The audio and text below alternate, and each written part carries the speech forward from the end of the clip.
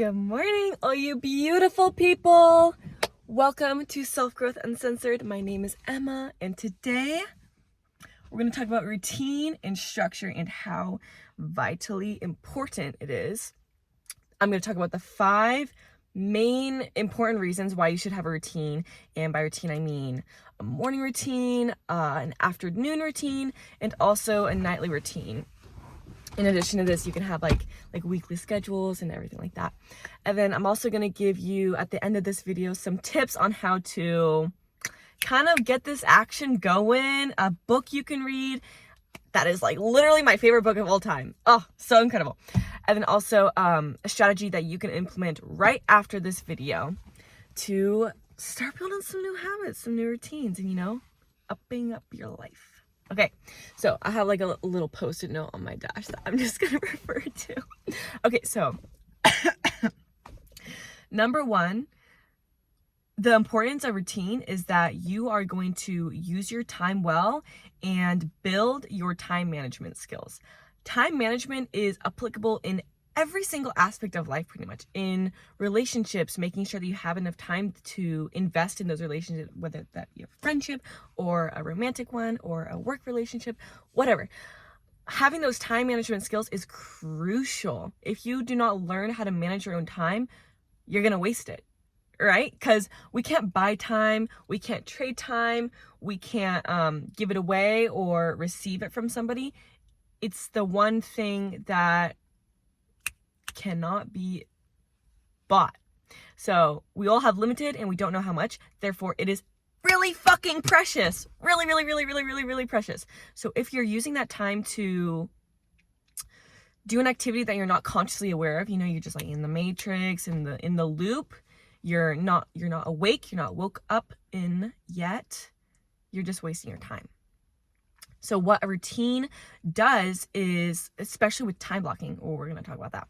What a routine does is it's consciously using your time to your advantage with activities that you choose, that you want to invest in, that you have a purpose behind. So how time blocking comes into this, if you never heard of it, it's really simple. So simple, you'd be like, what the fuck? Like, what is that going to do? Like, that's so simple, Emma. How is that going to help? I'm going to tell you why. Okay, time blocking is when you take a piece of paper or a computer. Personally, I like to handwrite things. It sinks into my brain more and it makes me, it's just better. So you're going to take a piece of paper, or you're going to make a table on your computer or iPad, your phone, and you're going to have on one column time, and then on the opposite column, you're going to have activity. So simple. I know. But for example, 8 a.m., wake up. 8:05, make bed. 8:10, get coffee. 8:30, have breakfast. 9 o'clock, start work. 5 o'clock, get dog food. And then 5:30, journal, or whatever. So it's basically pre-planning your day. It's like a very specific to-do list, but have timing with it. Imagine if you did this like every day, or you made a habit of time blocking, how efficient you would become. I mean, like, come on, that's so helpful. I've done time blocking in the past. My most productive days by far have been time blocking. And at the end of the day, when you actually have like checked off all your little things that you planned the night before, for example, you feel so good and fulfilled, and you feel good about yourself, and you're building your own inner confidence. Confidence comes from making promises to yourself and then keeping those promises. Because if you're confident in yourself, you know that you can trust yourself. Confidence and trust intermingled, basically the same thing. Okay, number 2, mental health. We are creatures of routine. Think about in COVID, everything was up in the air. There was no certainty. Everyone was losing their fucking shit, right? Nobody felt good. It was awful. The one thing that I kept on seeing in COVID, like articles and whatnot. It's like how to build a COVID routine to make your mental health stable and to just feel normal. When we don't have routine, we don't have a normal.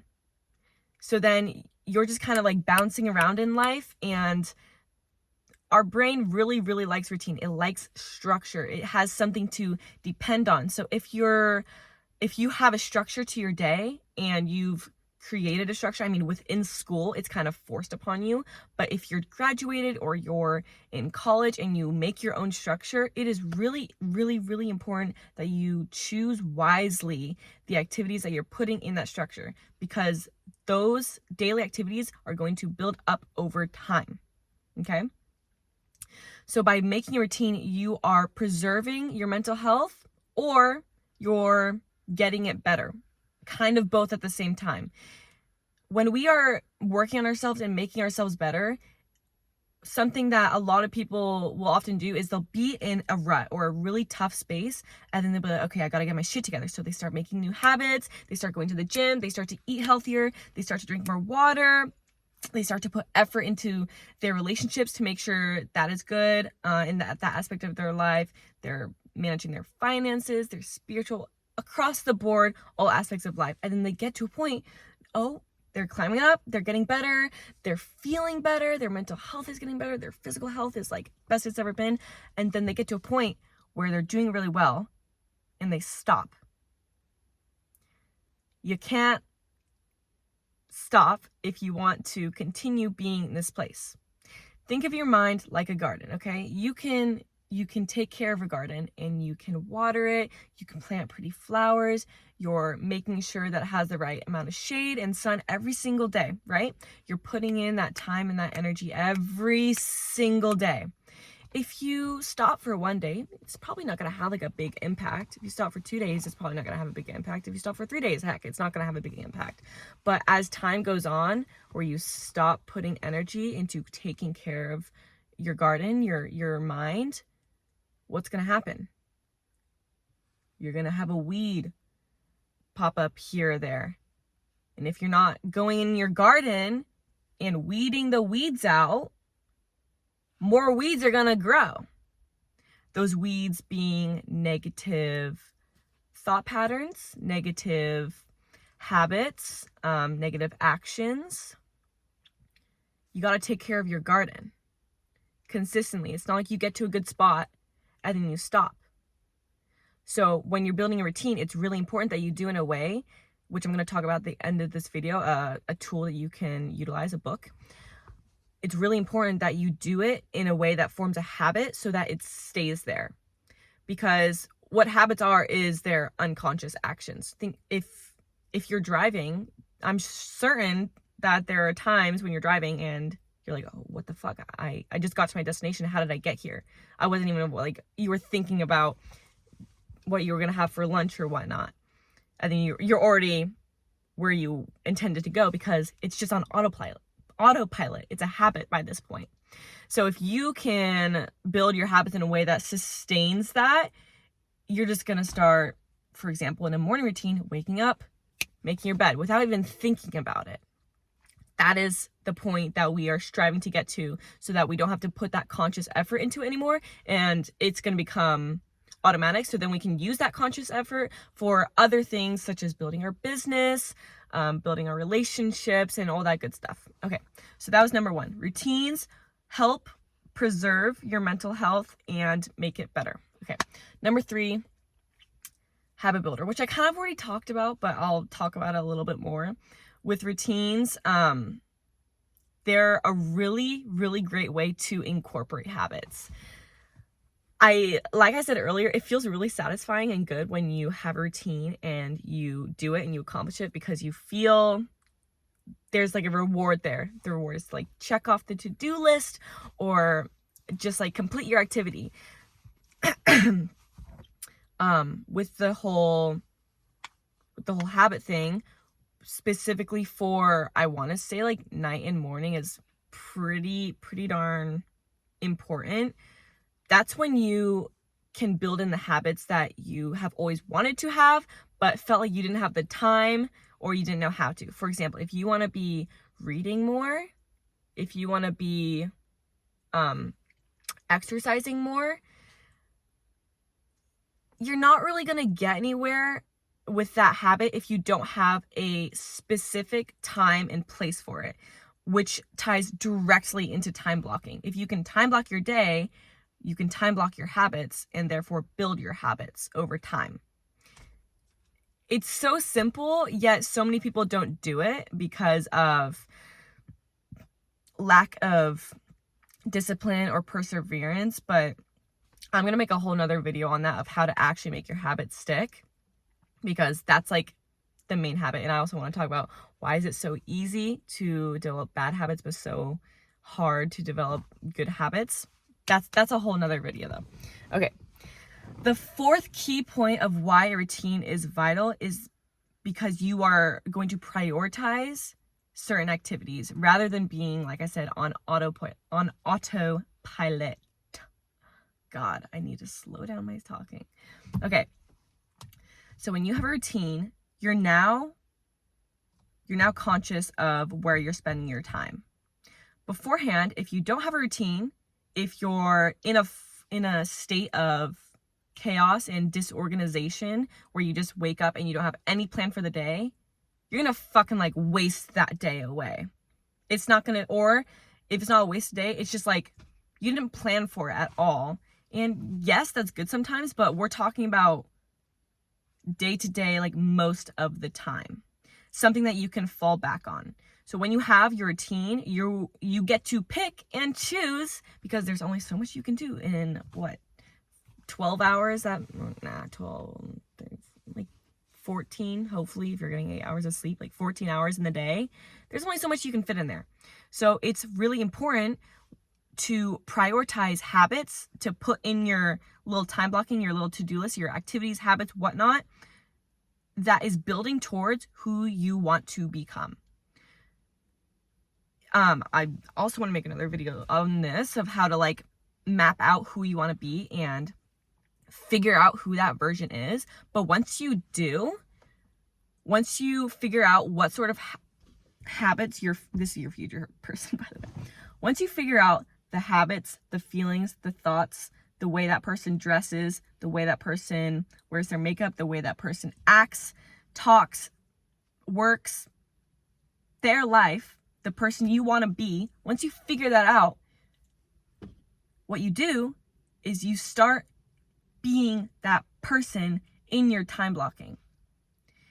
If you want to be a financially successful person, if you want to be a millionaire, in your time blocking, your habits, your routine, you are going to incorporate activities that are building you to be that person. For example, wake up, make my bed, read a self-development book for 30 minutes, or listen to a podcast and take notes and then take the action from that podcast. Because another aspect of that is when you're reading books and podcasts and YouTube videos, it is so easy to just be in a consumption mode where you're listening and listening and listening. But knowledge is not power without action.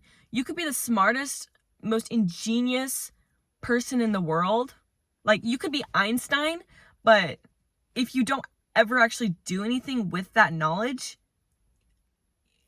it's not going anywhere. It's just kind of in storage, like you could have a diamond ring, but if it's just sitting in the attic,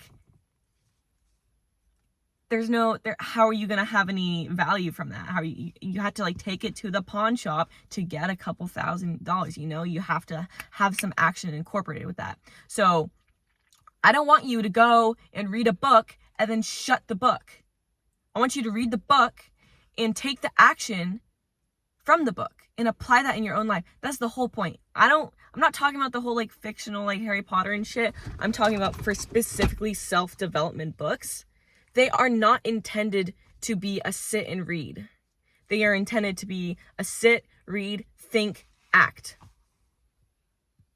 That's what they're intended for. So use them for what they intended for. People spend years on these books from what knowledge they gained from there are so many books on successful people. For example, Think and Grow Rich. Literally, the author knew Rockefeller, the richest person ever to exist, like ever, proportionately with like money and everything, it changes over time or whatnot. That is at your fingertips, like what that person knew for like $15 off a shelf. Read that shit. Eat it up. Oh my God. Okay. Lastly, purpose number 5 for the importance of routine and structure in your day, and therefore your life, because days make up your life, obviously, is consistency with your brain. And I kind of touched on this a little bit more, but like I said, we are very, very routine human beings. We crave routine. We like it. It differs from person to person of how structured they would like that, or like rigid they'd like that routine. For me personally, I really like a rigid routine. That's kind of why I enjoy the structure of school, is because it's so rigid, because I like that consistency and predictability, because I know that I'm going to be at this place at this time doing this activity. It makes me feel like I can accomplish something, and that I intended to do time for this one thing, and I did do my time for that one thing. That's really all I have to say on like the whole brain consistency, is just like knowing that that is how our brains are wired. We like predictability. We like to depend on something. And when something goes haywire off of that, we are able to fall back on our habits. So that is another really, really big thing with preserving your mental health. Even if you're in a really, really good spot, you have to continue doing those habits and those routines if you want to stay in that spot. You cannot get to a point where you're doing well and then stop, because you're going to fall off again. Life's about consistency and balance. So if you're tipping the scale the other way, it's pretty self-explainable. If you stop doing your good habits and your good routines, you're not acting like that person anymore, and therefore you're going to fall into the bad routines. It's very much so common sense, but common sense is not that common. So here I am to remind you of that. Okay. We have reached the end of the 5 points, and now the book that I recommend to you is Atomic Habits by James Clear. I hope to God that you have this book or you've heard of it, because it is golden. I've been rereading it because it's so dense with so much information. The first time I read it, I was like, the fuck? Oh my God, I need to read that again, because I got like little information from it, because it was just so much. But anyway, the main message of that book is not to build goals, but to build systems, because that's like the whole action part of it. For example, it's really easy to relate this to fitness. Don't have the goal, I want to lose weight. You know how New Year's resolutions, the most common New Year's resolution is, I'm going to lose the weight this year. That is a goal, but the goal doesn't have any plan of action behind it. So what you need instead of that goal is to focus on the system. So the system would be on Monday, Wednesday, and Friday at 5:30 p.m. I'm going to this exact gym and doing this exact workout. It's so simple. I know it's so simple, but honestly, a lot of things in life are simple, and we just like to overcomplicate them. So by building that system, it's more so, yes, it has the goal, but just like in like a football game or whatnot, you're not like watching the scoreboard while it's not like the coach is like staring at the scoreboard to make sure it goes up. No, he's like making sure that the players are doing the best that they possibly can, so that their system of doing the game is going to reach the goal. You don't need to focus on the whole losing weight part. You just need to focus on the action that's going to get you there. Trust in the process to get the results. Don't focus on the results so much. Focus on the process, because that is what's actually going to get you there. That's the problem with society nowadays. It's like, I'm going to focus on where I want to be, and you should. But I honestly think that's counterproductive. Like, they always say dream big, like have big dreams. Like,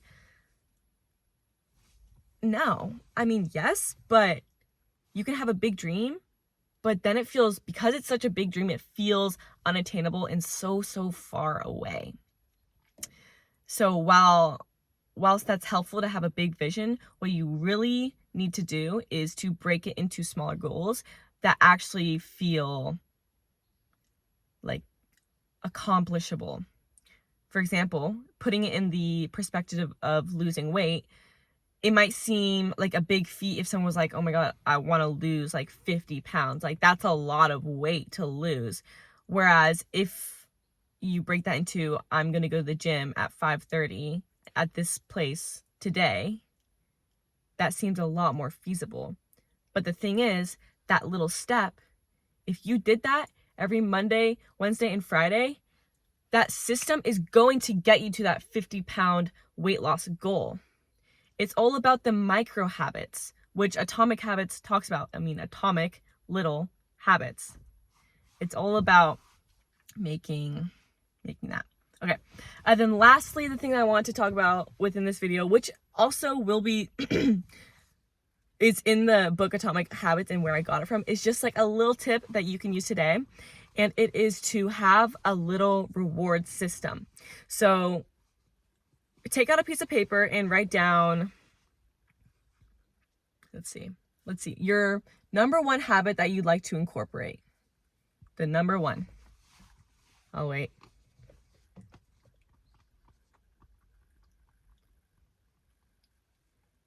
Okay.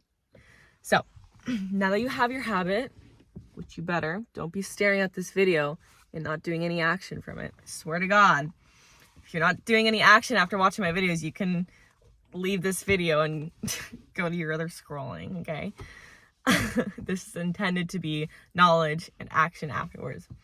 So now that you have your habit on your piece of paper, I want you to now write down in the course of a week, how many days do you want to do this?